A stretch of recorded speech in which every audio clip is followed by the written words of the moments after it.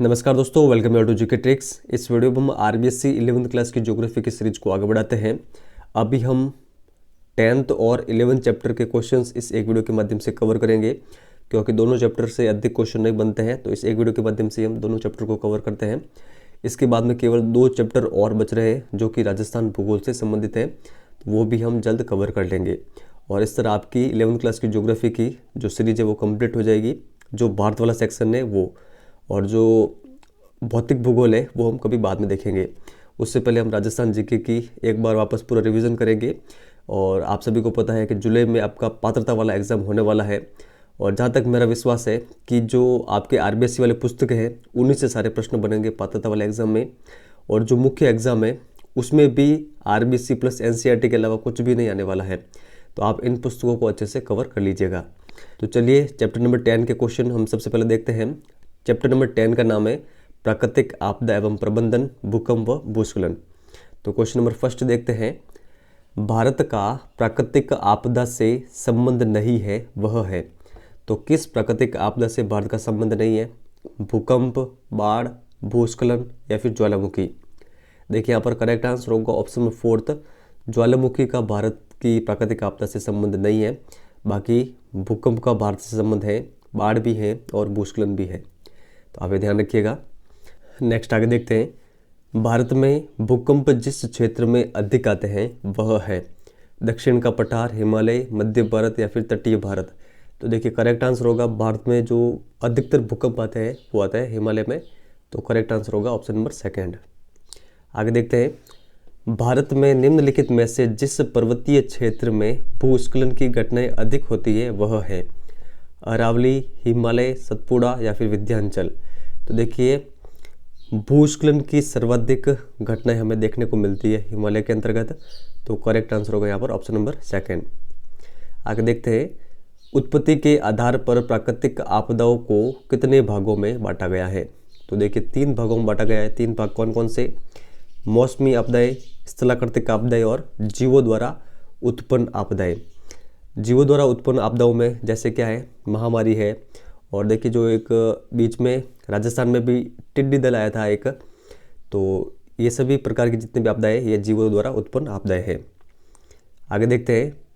Disaster शब्द French भाषा के किस शब्द से बना है? तो देखिए इसका जो करेक्ट आंसर होगा वो option number first, dis plus aster. तो डिस का अर्थ क्या होता है? बुरा।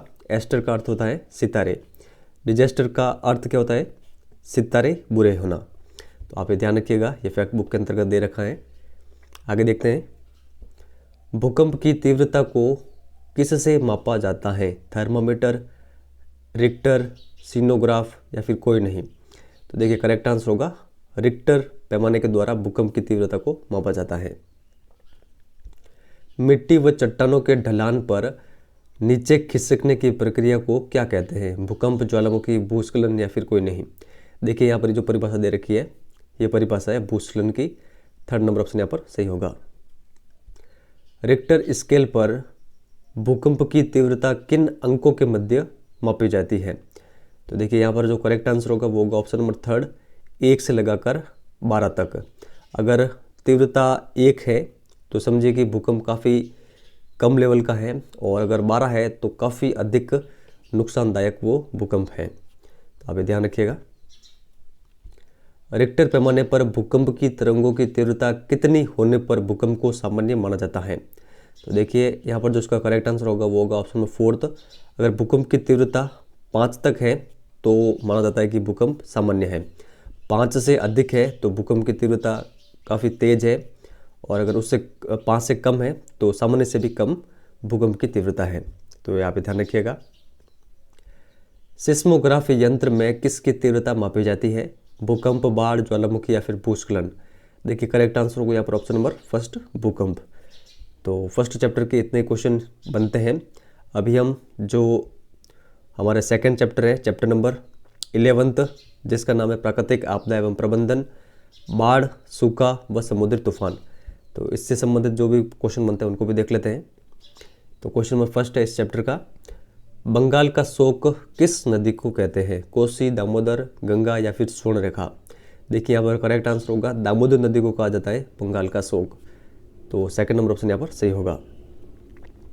भारत में जिन चक्रवातों को समुद्री तूफान के नाम से जाना जाता है वह है शीत कटिबंधीय चक्रवात, शीत चक्रवात, उष्ण कटिबंधीय चक्रवात या फिर मरुस्थलीय चक्रवात। तो देखिए यहाँ पर करेक्ट आंसर होगा समुद्री तूफान के नाम से जाना जाता है उष्ण कटिबंधीय चक्रवातों को। थर्ड नंबर ऑप्शन यहाँ पर सही है। आगे देखते हैं भारत के जिस क्षेत्र में सूखा अधिक पड़ता है वह है उत्तर का मैदान, पूर्वोत्तर क्षेत्र, पश्चिमी क्षेत्र या फिर तटीय क्षेत्र। तो देखिए अधिकतर सूखा पश्चिमी क्षेत्र में हमें देखने को मिलता है थार के मरुस्थल में। तो थर्ड नंबर ऑप्शन यहाँ पर सही होगा। कोसी नदी किस का शोक कहलाती है? बंगाल का, उड़ीसा का, पंजाब का या फिर बिहार का? तो देखिए कोसी नदी शोक कहलाती है बिहार का। तो फोर्थ नंबर यहाँ पर सही होगा। दामोदर नदी शोक कहलाती है बंगाल का। उष्ण कटिबंधीय चक्रवात कब अधिक आते हैं?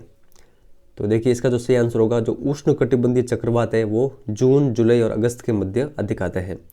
तो करेक्ट आंसर होगा ऑप्शन नंबर थर्ड, जून से अगस्त के मध्य। यदि वर्षा इतनी कम हुई है कि फसलें बर्बाद हो गई हैं, वह अन्न का उत्पादन पर्याप्त नहीं हो पा रहा है, तो इस अकाल को क्या कहते हैं? तो देखिए यहाँ पर हमारा करेक्ट आंसर होगा, इस अकाल को कहा जाता है अन्न का अकाल। तो आप ध्यान रखिएगा, अगर वर्षा इतनी कम हो कि अन्न का ही उत्पादन ना हो तो इसे कहते हैं अन्न का अकाल। यदि वर्षा इतनी कम हुई है कि न तो पर्याप्त अन्न हुआ है ना ही पर्याप्त चारा उपजा है, तो इस प्रकार के अकाल को क्या कहते हैं? तो देखिए इस प्रकार के अकाल को कहा जाता है द्विकाल। सेकंड नंबर ऑप्शन यहाँ पर सही होगा। नेक्स्ट आगे, यदि वर्षा इतनी कम हुई है कि ना तो अन्न उपजा है, ना चारा, ना पीने के लिए पर्याप्त जल उपलब्ध है, इस अकाल को क्या कहते हैं? तो देखिए इस अकाल को कहा जाता है त्रिकाल। तो आप ध्यान रखिएगा, केवल अगर अन्न की बात हो तो वो है अन्न का अकाल, अन्न और चारा का अकाल हो तो उसे कहते हैं द्विकाल, अन्न, चारा और पीने के लिए पर्याप्त पानी उपलब्ध नहीं हो तो वो है त्रिकाल। तो आप ध्यान रखिएगा। 56 का अकाल कब आया था?